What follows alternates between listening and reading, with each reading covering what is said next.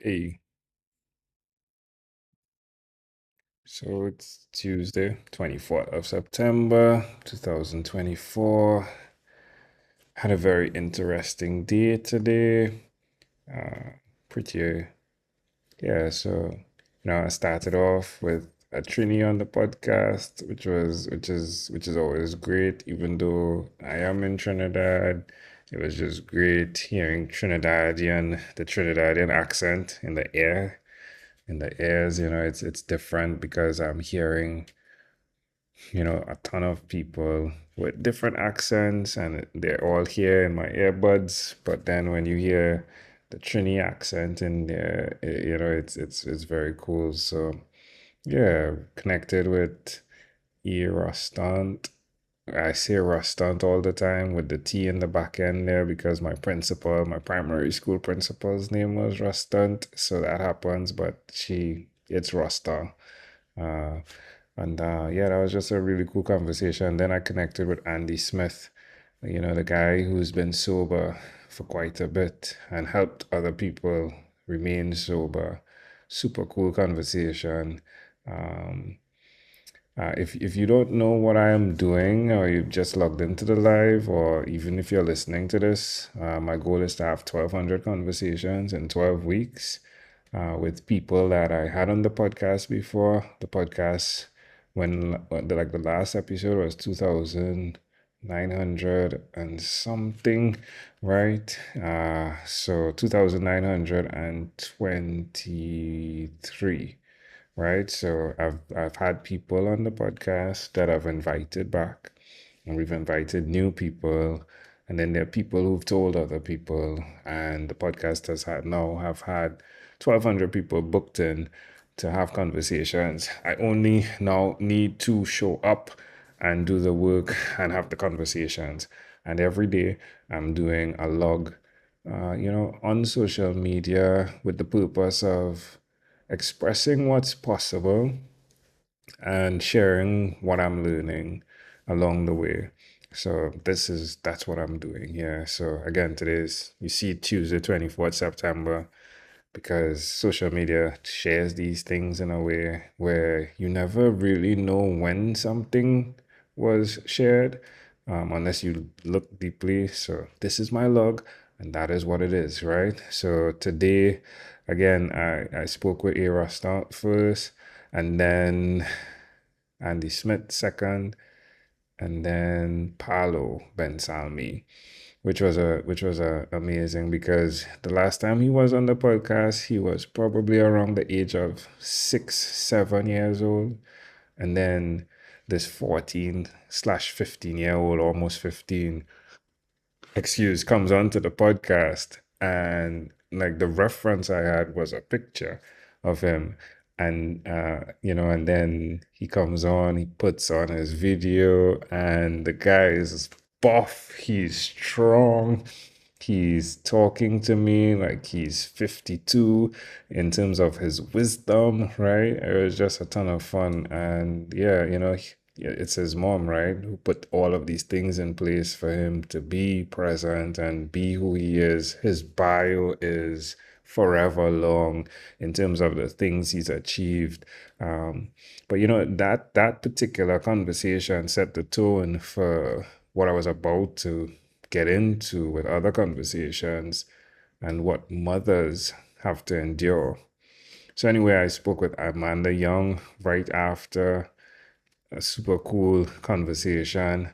I think so. What happens is between conversations, there are breaks, and I literally sometimes get a hug from Amanda, right? It's the hug of you can do this. And every time Amanda has hugged me so far, I've not remembered to press record. And I think I may have not pressed record for, coincidentally, her name is Amanda Young. It was such of a great conversation, but we see how that goes, right? Like, we see how that goes. Nevertheless, next up, I had Marla, who we met in Oklahoma. Marla is so into sustainability. She's the green home coach.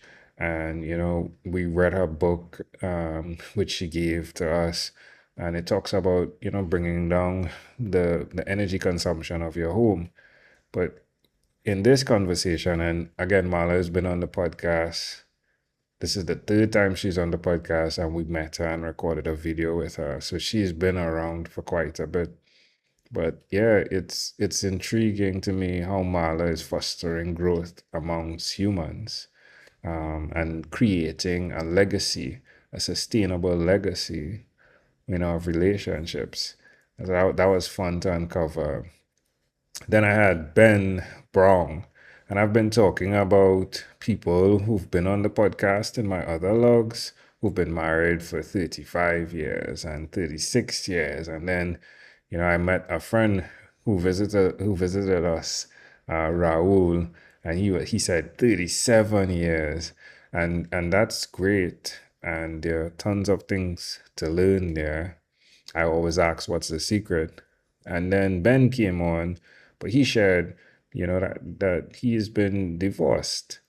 And that opened up another conversation in terms of the pain that goes with that.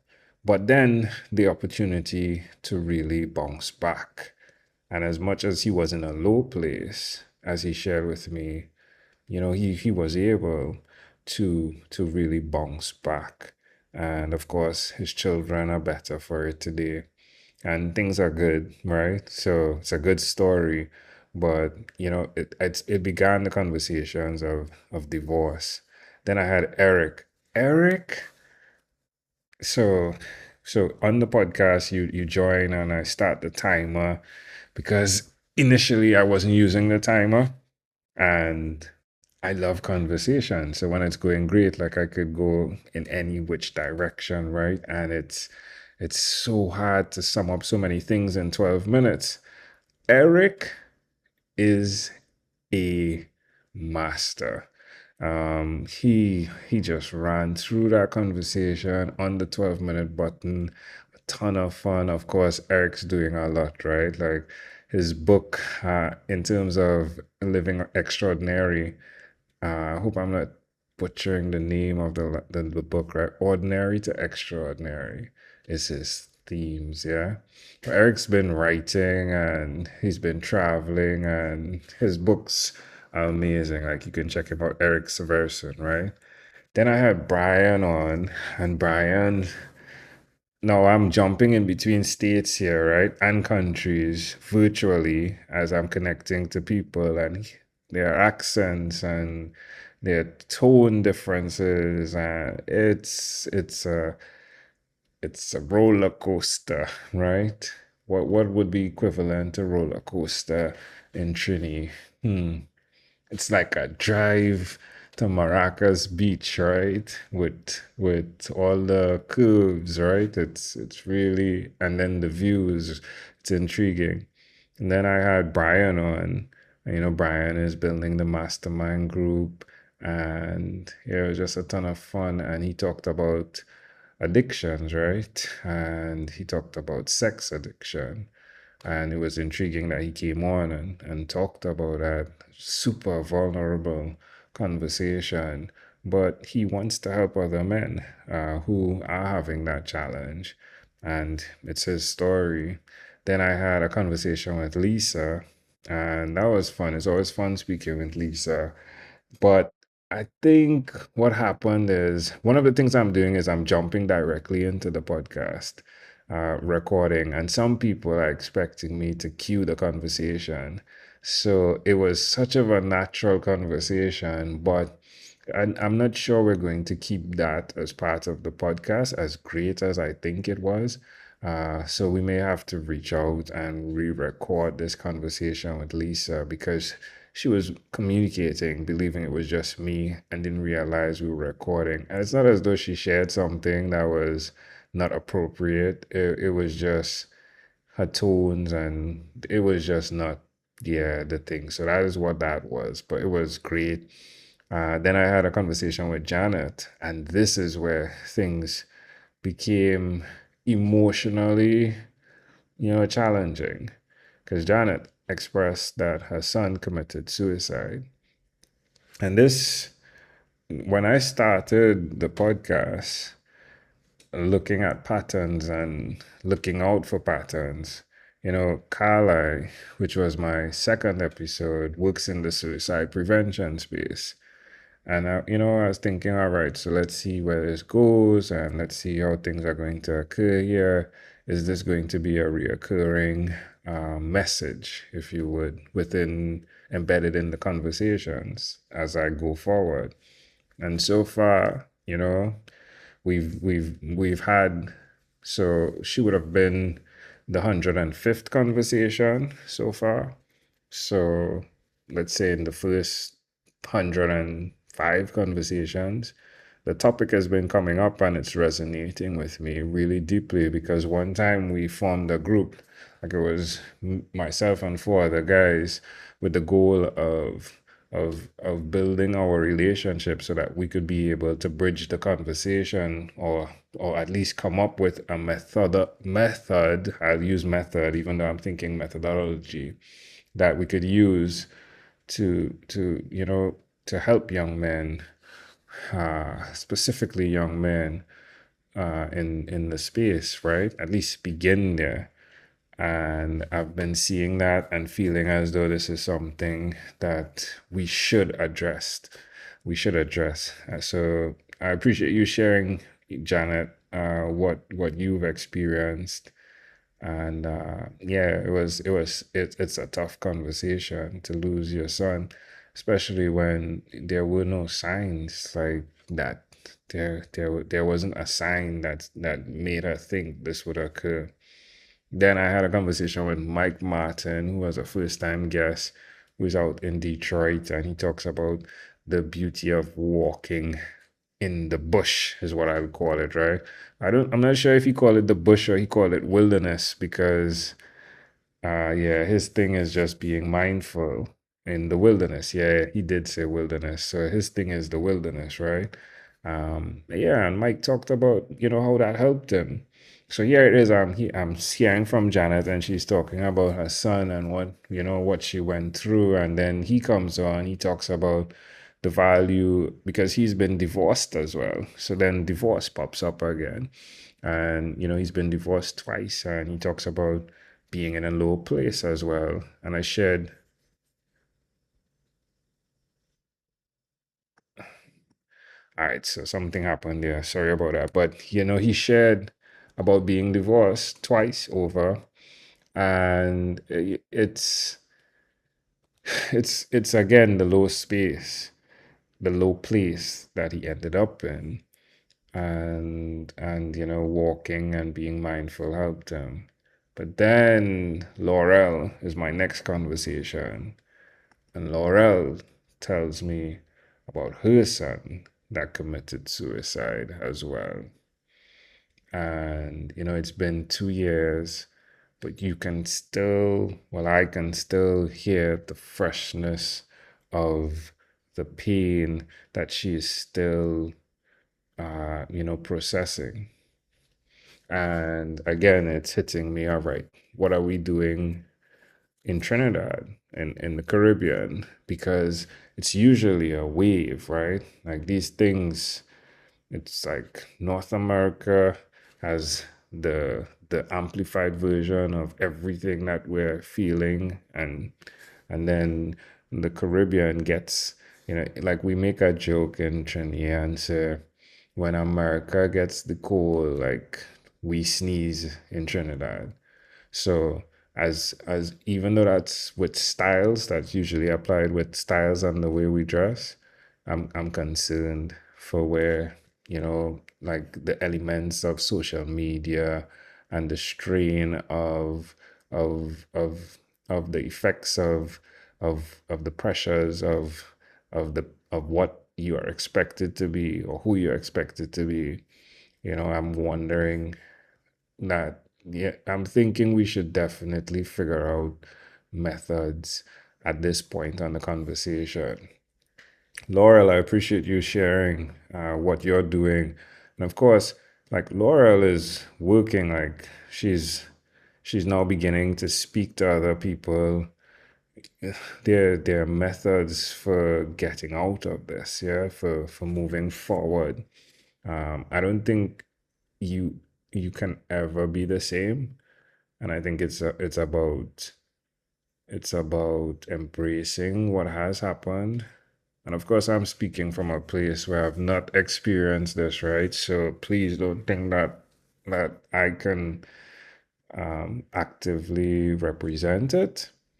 But this is what I've heard in her voice. It's a slow process, but you start helping other people and it becomes a bit easier. And then I had Doug Lawrence, who's working with people in the Caribbean through the what's the guy's name? He's so popular. Branson, right? So Branson has what's Branson's first name again? I'm sure everyone that's listening is probably saying whatever Branson, but Branson, the guy who did if I put Richard Branson, there we go. So Richard Branson has something that he's doing in the Caribbean, and Doug is working with them to create mentorship through his company, Talent C. And yeah, and Doug lost his wife a couple years ago. It's probably 2 years ago. Well, time is going so fast, but I think, yeah, no, so it was 2021. So it's 3 years ago. He lost his wife and since devoted his life to helping others with their journey, their healing journey. Doug has been on the podcast now. This is his third time. And like he talked about mentorship in the Caribbean and how he's seen the ability of the Caribbean person to endure, how they get into something and they go for it, and how mentorship helps where it settles them into places where they're able to listen to their own voice and not allow who they are to pass them by. So that was fun. And then I had Matt, who's in his Sprinter, which is it's a mini RV, if you would, right? And Matt's thing is happy living. Ton of fun on that conversation. Matt has a format of building blocks, 8 building blocks. Again, like when I share the episodes, all of the links will be there and you can check it out.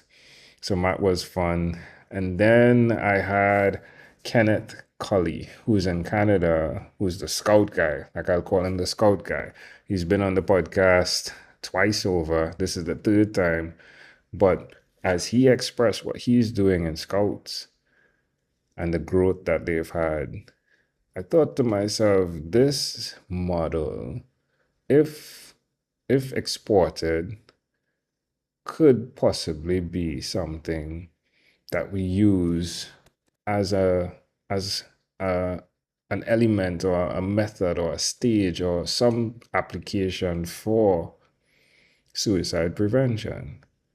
Like there's the community built in, there there there are elements that allow self-esteem, confidence to be built.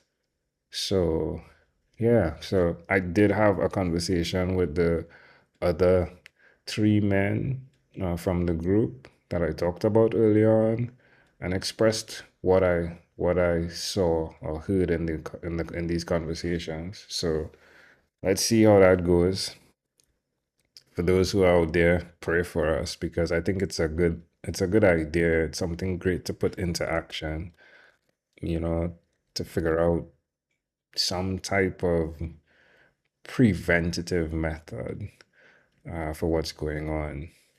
So I rested and then I came back on tonight and I had Mick C, right, on the podcast. And Mick is someone who, when I initially wanted to begin the podcast, which is what I was calling the Jonesy Money Show, right?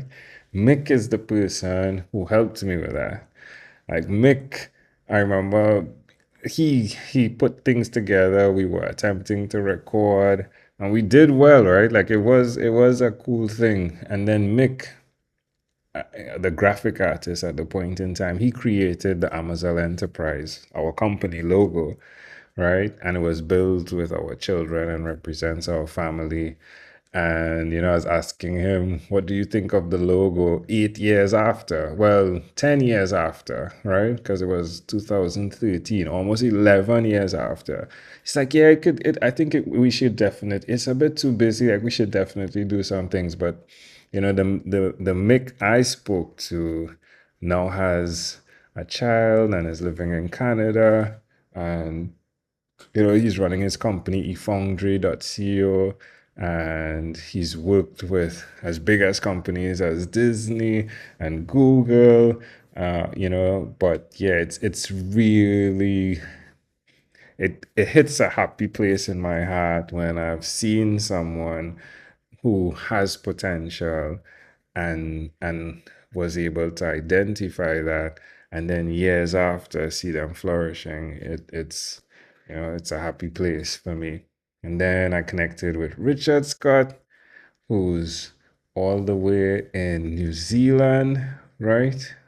No, he's in Australia. My apologies, I get it mixed up, but he's in Australia.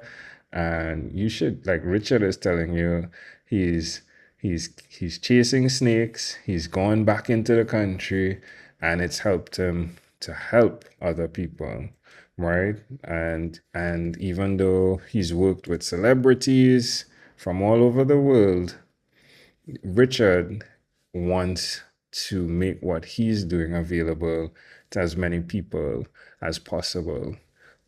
So yeah, you can check out mind.works.com and all he does there, right? Because his intention is to make it affordable, to help people, who are suffering with anxiety, relieve stress, and yeah, he's an amazing guy. So Richard Scott, and he would have been episode 112. I do love the number 12. Then I came back to Trini, like Isabel Dennis, who was on the podcast 8 years ago, came on, and it's remarkable. She's holding a space for children. She believes that there's a way that we as adults need to hold a space for our children. It's our responsibility. She has her virtual school now. It's again, it's another one of those stories, right? Where you've heard someone and then they've grown, right? She's pursuing her PhD now. And she's telling you, like, that's not the biggest thing I'm doing, right? The PhD, like, she doesn't want to do that, like, say, well, it's the PhD. She says she does 4 hours of learning every day. She's filling her cup so she can help others fill their cup as well. Ooh, spoke to 22 people, folks. So if you're getting bored at this point, I'm really sorry, but it is my log. So it is my log. Yeah. And then Michelle James, who came on to the podcast, and Michelle shared about creativity, and there's something she talked about with patterns, yeah. And that was a fun conversation, yeah. That was I'm just yeah, Pattern Breaks is the name of her book, right? A facilitator's guide to cultivating creativity. And I said, hey, well, I usually hear about finding patterns, like what is or what are pattern breaks? And she explained and gave the example of the egg and the bird that has to, like, there are these elements that you have to usually get through to be able to go to the next thing, and they're always there. And she gave the example of the egg and the chick that's breaking through, and if that egg wasn't there, which attempts to keep a position or a space or a shape, right? That it's the consistency of being able to break through those things that identify with what's the norm of fostering creativity.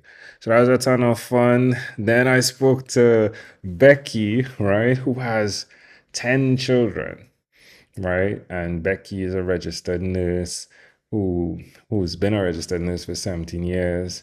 And yeah, Becky has a business, and She was a hospice nurse, just to be clear. But neurofeedback is the method she is using to help people who suffer with seizures and anxiety. Yeah, so it was great speaking with her. 10 children, yeah, 10 children. I wish I had 10 children, but ah, think it's too late for that. Trista, next up, Oregon. Very fun conversation. The bakery, like she loves baking. She shared, on our first episode that yeah, that she sold, she used flour and water to make biscuits and sold it at an early age. She's still there. She's still baking and she loves it. You should hear her tones. Like her tones are what they are, right? You should hear it. Again, Trista. And then I ended up with Amy in New Zealand. And and that was a fun conversation. Yeah, I told her I remembered her and she stuck out on the podcast.